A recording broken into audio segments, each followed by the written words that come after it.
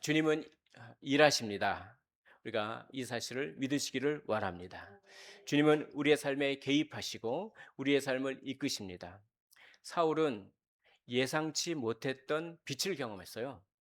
예상치 못했던 만남, 예수님과의 만남, 이걸 경험했던 것입니다. 사울은 그래서 혼란스러웠어요. 왜냐하면 자기가 옳다고 확신했던 것들이 모두 부정되는 것이었거든요. 그러니까 예수는 하나님의 저주를 받은 자인데 어째서 하나님은 그런 자를 부활시켰는가? 다시 살렸는가? 아니, 하나님이 그를 살렸다고 하는 것은 하나님이 그를 인정하셨다는 뜻인데, 그러면 예수님은 저주를 받은 자가 아니라 오히려 인정받은 분은 아닌가? 그러니까 그러면 내가 이제껏 옳다고 생각했던 그런 것들이 사실 옳지 못한 건 아닐까? 뭐 이렇게 사울의 가치관이 막 이제 흔들렸던 것이죠. 우리가 예수님을 만난다고 하는 것은 우리의 생각이 흔들리고 우리의 생각에 충격을 받고 내가 옳다고 생각했던 것이 이것이 옳은 것이 아니었구나라고 하면서 회개하는, 방향 전환하는 그 거룩한 충격, 그것이 예수님을 만나는 것 아니겠습니까? 참 이 장면을 보면서 저는 주님과의 만남이 너무나도 중요하다, 너무나도 중요하다, 이런 생각을 더욱 생각하게 됩니다.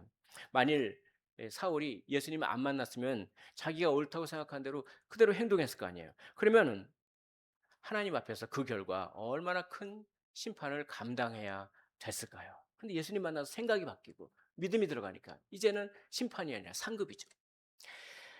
사람들은 웬만해서는 생각이 잘 안 바뀝니다. 저마다 자기가 옳다고 생각하는 대로 살아가고, 그리고 나름 나는 괜찮은 운명을 맞이할 거라고 막연히 믿고 있어요. 그러나 성경은 하나님의 인정을 받아야 한다고 말씀하는 것이죠. 인간은 자기 노력으로 하나님의 인정을 받지 못합니다. 오직 예수님을 믿어야 하나님의 인정을 받게 되는 거예요. 왜냐하면 예수님만이 하나님의 말씀을 온전히 순종했기 때문에 그래요. 그리고 예수님을 믿는 사람에게 예수님이 하신 온전한 순종을 공짜로 선물로 전가시켜 주는 거예요. 그렇기 때문에 예수님을 믿으면 우리는 실존적으로 죄를 짓지만 하나님의 눈에는 우리가 죄가 하나도 없고 예수님 수준으로 완벽하게 순종한 것처럼 여겨주시는 거예요. 하나님의 인정을 받는 거예요. 그러므로 하나님의 인정을 받는 길은 우리 노력과 공로가 아니라 오직 예수 그리스도 그분을 믿는 것, 예수님을 만나는 것, 그것이죠. 그러므로 주님을 만나는 것이 너무나 중요한 것입니다. 주님을 만나기 위하여 주님을 찾으시기를 바랍니다. 주님을 갈망하시길 바랍니다. 우리가 교회를 다니기만 해서는 안 돼요. 주님을 끊임없이 갈망하셔야 돼요. 그리고 교회 안 다니는 사람들을 위해서 우리가 기도하시면서 복음을 전하셔야 돼요. 그래서 주님을 만나야 되는 겁니다. 그래야 하나님의 인정을 받게 되는 것이죠. 오늘 사도 바울, 이제 사울이죠. 사울이라는 청년이 예상치 못했던 그 만남을 만났는데 그 장면 가운데서 또 우리는 이걸 생각해 볼 수가 있어요. 뭐냐면 하나님이, 주님이 찾아오신다. 한번 따라해 볼까요? 주님이 주님이 찾아오신다. 찾아오신다. 주님이 찾아오시는 거예요. 참 우리는 내일 무슨 일이 있을지 알지 못해요. 그래서 고난과 어려움은 갑작스럽게 찾아옵니다. 그래서 어떤 시인은 이렇게 얘기하더라고요. 고난은 우리에게 낯선 사람처럼 다가옵니다. 뭐 이런 식으로 시를 썼더라고요. 그러니까 모르는 거죠, 한 치 앞도. 그래서 우리는 청천벽력 같은 소식이라 이런 말을 많이도 듣고 있지 않습니까? 그러나 주님은 청천벽력 같은 우리의 삶에 찾아오시는 분인 줄 믿으시기를 원합니다. 주님은 사울의 삶에 들어오셨어요. 우리 6절을 보시면 일어나 시내로 들어가라. 내가 행할 것을 내게 이를 자가 있느니라. 그래서 주님은 사울에게 찾아오신 것이죠. 그래서 일어나라고 하시고 들어가라고 하시는 것이죠. 그리고 어떻게 행해야 할지 말해줄 사람을 주님은 뭐 하셨다? 예비해 놓으셨다. 이게 참 감격입니다. 이 말씀에 의지하여 일어나시고 들어가시기 바랍니다. 낙심하지 말고 주저하지 말고 일어나 우리의 삶의 현장으로 들어가면 주님이 예비해 놓으신 길을 만나게 될 줄로 믿습니다. 하나님의 이름 중에 여호와 이레라고 하는 이름이 있잖아요. 그 여호와의 이름, 여호와 이레라고 하는 이름의 뜻은 여러분 잘 아시죠? 여호와는 준비하신다 이런 뜻이잖아요. 그러니까 예수님은 우리의 삶의 문제를 해결할 열쇠를 준비해 놓으셨다는 거예요. 그 열쇠는 바로 예수 그리스도. 예수님은 바로 그 열쇠이시죠. 예수님은 십자가에서 죽으시고 부활하셨기 때문에 죄와 사망 권세를 다 꺾어버리셨어요. 모든 우리 문제의 근본 원인인 그 죄의 세력을 다 제거하셨어요. 그래서 우리의 삶을 악한 세력으로부터 지켜주시고 보호해 주시는 것입니다. 가장 좋은 길로 이끌어 주시는 것이죠. 할렐루야. 우리 주님을 찬양합니다. 이렇게 주님의 일하심을 의지하셨으면 좋겠습니다. 주님은 찾아오시고 예비하시는 분입니다. 주님은 일하시는 분인 것이죠. 주님이 우리 삶에 찾아오시고 개입하셔서 일하시는데요. 대충 일하시는 것이 아닙니다. 주님은 아주 열심히 일하시고 아주 세밀하게 일하십니다. 주님은 사울에게 찾아오셨죠. 근데 사울에게만 찾아오신 것이 아니라 누구에도 찾아오십니까? 아나니아라고 하는 사람에게도 찾아오시는 거예요. 그래서 우리 11절과 12절을 한번 보시겠습니까? 11절과 12절 제가 한번 읽어보겠습니다. 일어나 직가라 하는 거리로 가서 유다의 집에서 다섯 사람 사울이라 하는 사람을 찾으라. 그가 기도하는 중이니라. 그가 아나니아라 하는 사람이 들어와서 자기에게 안수하여 다시 보게 하는 것을 보았느니라 하시거늘. 그러니까 주님은 아나니아에게도 이렇게 말씀하시는 것이죠. 사울을 찾아가라고. 그가 아나니아가 올 것을 알고 있다고 이렇게 말씀하시는 거예요. 주님은 사울에게도 말씀하시는 거예요. 아나니아라고 하는 사람이 찾아와서 너를 안수하면 너의 시력이 회복될 거야 라고 가르쳐 주세요. 이렇게 두 당사자에게 모두 말씀하시는 겁니다. 그럼으로써 둘의 만남이 오해가 없게끔 어긋나지 않도록 치밀하게 인도하시는 것이죠. 사실 이 아나니아의 입장을 한번 우리가 볼까요? 아나니아는 사울을 만나기가 쉽지 않았어요.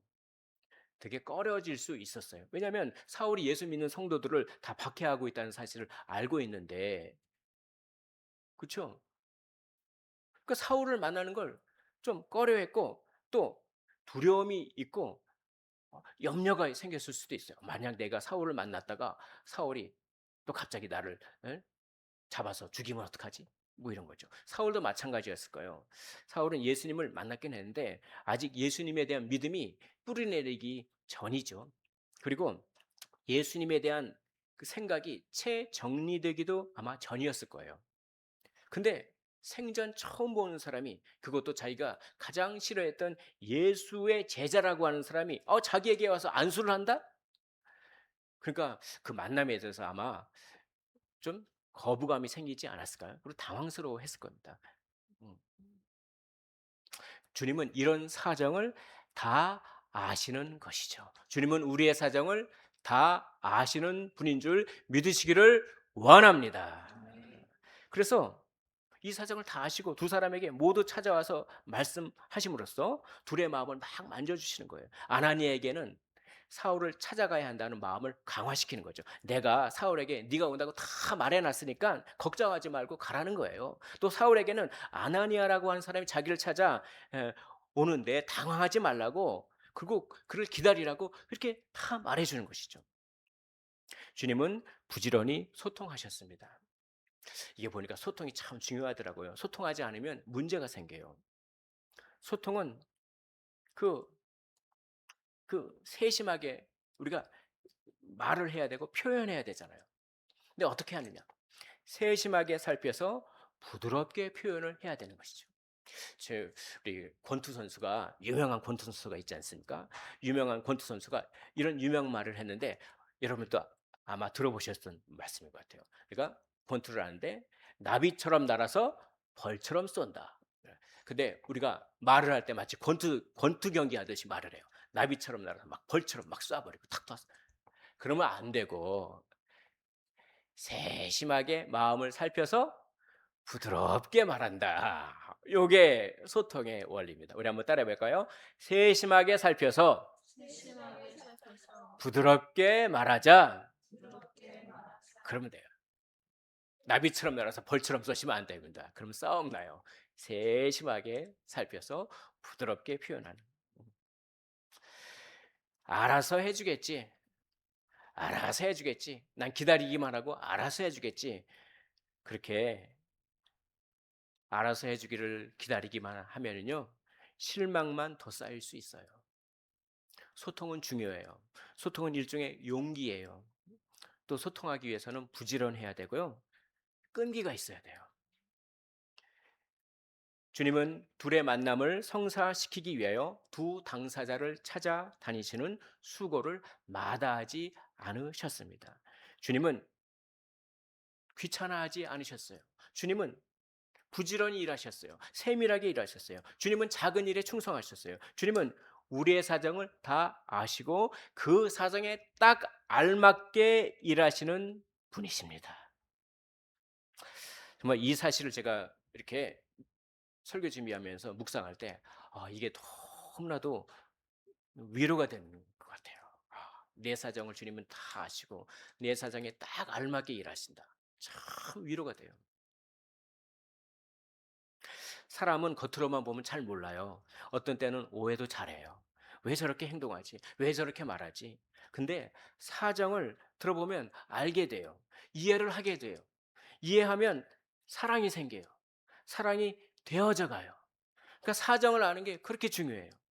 우리가 오해를 많이 해서 그 사랑을 많이 못 해요. 근데 주님은 우리 사정을 다 아시고 오히려 우리 자신보다 우리를 더 깊게 이해하시고 그리고 그 사정에 그 형편에 가장 알맞게 무한한 능력으로 일하시는 거예요.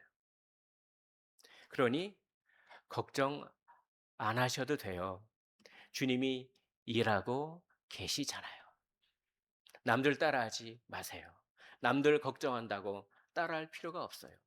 주님의 일하심만 믿으면 됩니다. 그게 구별되는 거예요. 걱정 안 하는 게 거룩한 거예요. 왜냐하면 안 믿는 사람은 뭐 믿을 만한 구석이 없지만 우리는 믿을 만한 분이 계시기 때문에 그렇습니다. 이 세상에서 가장 어려운 일들이 있다면 그게 뭘까요? 아마 그 중에 하나는 사람의 마음이 변하는 일 아니겠습니까? 사람의 마음이 열린다는 것. 결코 쉬운 일이 아니에요. 아니, 주님이 이렇게 열심히 일하셨잖아요. 이렇게 찾아와 주시고, 또 예비해 주시고, 또 부지런히 소통하시고, 이렇게 열심히 일했는데도 아나니의 마음이 열리지 않는 거예요. 우리가 열심히 일했는데 열매를 맺지 못할 때 낙심하지 않습니까? 근데 주님은 그렇지 않아요. 주님은 끝까지 일하시는 거예요. 그리고 참아주시고 기다려주시는 거예요. 오늘 말씀 13절과 14절을 보시겠습니다. 우리 13절과 14절을 우리 한 목소리로 읽어보도록 하시겠습니다. 시작. 아나니아가 대답하되 주여 이 사람에 대하여 내가 여러 사람에게 들었사온즉 그가 예루살렘에서 주의 성도에게 적지 않은 해를 끼쳤다 하더니 여기서도 주의 이름을 부르는 모든 사람을 결박할 권한을 대제사장들에게서 받았나이다 하거늘. 그러니까 아나니아는 이런 마음이죠. 주님, 제가 그 사람에게 가야만 합니까? 그 사람은 예루살렘에서 성도들에게 많은 해를 끼쳤고 성도들을 잡아 죽였어요. 여기서도 주의 이름을 부르는 사람들을 막 잡아서 결박하려고 하는 그런 사람입니다. 그 사람에게 무슨 꿍꿍이 속이 있을지 모릅니다. 그렇게 얘기한 거예요, 지금. 순종하지 않은 거예요. 그러니까 아나니아가 쉽게 순종하지 못하고 마음이 아직 안 열렸어요. 만약에 제가 주님이라면요, 이렇게 말했을 것 같아요. 나도 다 안다. 내가 사울이 그런 일을 했다는 거 몰라서 그런 줄 아니? 나에게 다 계획이 있어. 너는 왜 그것을 믿지 않느냐? 왜 너는 그 정도밖에 안 되느냐? 이게 틀린 건 아니죠. 아나니아는 주님의 계획을 전적으로 신뢰하고 순종했어야 합니다. 그런 수준이 되는 게 맞아요. 그런데 우리 주님은 아나니아의 수준 미달에 대해서 말씀하지 않는 거예요. 오히려 아나니아에게 차근차근 잘 설명해 주세요. 그래서 아나니아를 설득하는 거예요. 아나니아를 참아주는 거예요. 아나니아를 기다려주는 거예요. 포기하지 않는 것이죠. 주님은 아나니아를 기다리면서 그 마음을 여시기 위해서 또 열심히 일하시는 것입니다. 이 사람은 내 이름을 이방인과 임금들과 이스라엘 자손에게 전하기 위하여 내가 택한 나의 도구야. 나의 그릇이다라고 하는 말은 나의 도구라고 하는 말이죠. 그에게도, 그 사울에게도 내가 말해놨다. 앞으로 너는 완전히 다른 삶을 살 것이라고 내가 말해놨어. 너는 이 사람의 미래를 모르지만 나는 이 사람의 미래를 안다. 그러므로 이 사람의 과거 행적만 가지고 판단하지 말고 내가 이 사람과 함께 할 것임을 믿고 그에게 가라 라고 하면서 힘으로만 밀어붙이지 않고 참으시며 설득하시는 것이죠. 자신의 계획을 잘, 그러니까 이게 참, 예, 계속 참다가 한번 욱 해서 터져 나올 때 굉장한 그 뭡니까? 그 분노의 에너지가 막, 예, 그러기보다는 그때그때 온유하고 부드럽게 차근차근 설명해 가면서, 이게 일하는 것 같아요. 이게 주님을 닮은 것 같아요. 주님. 참 이게 제가 이거 보면서 너무나 참 부끄럽고 회개도 많이 했는데 우리 겟세마네 동산의 기도 있잖아요. 그거 보면 제가 너무나 참, 아니 주님께서 죽으러 가시잖아요. 죽으러 가셔가지고 내가 지금 마음이 너무나 힘드니까 내가 좀 있으면 죽으러 간다. 십자가지로 간다. 그러니까 내가 너희들에게 돕는 기도를 부탁한다. 근데 제자들이 다 졸고 있어요. 그래서 다시 와서 야 졸지 말라. 또 기도해라. 또 졸고 있어요. 3번이나 그랬어요. 그러면 나 같으면 지금 무슨 일이 벌어지는 줄 아냐? 야, 내가 좀 있으면 죽으러 가는데 그 기도 부탁 하나 못 들어주고 졸고 있냐? 막 그냥 화를 내고 그럴 법도 한데 예수님은 온유하게 말씀하시는 거예요. 마음은 원이로되 육신은 약하도다. 온유하게 넘어가 버렸어요. 근데 그걸 기다리세요. 근데 그분이 그 기다리는 열매가 언제 나오죠? 성령을 받으니까 사람이 바뀌어요. 기다리는 거죠. 참아주는 거죠. 포기하지 않는 것이죠. 낙심하지 않는 것이죠. 사람은 정말 오래 참고 기다려줘야 하는 존재인 것 같아요.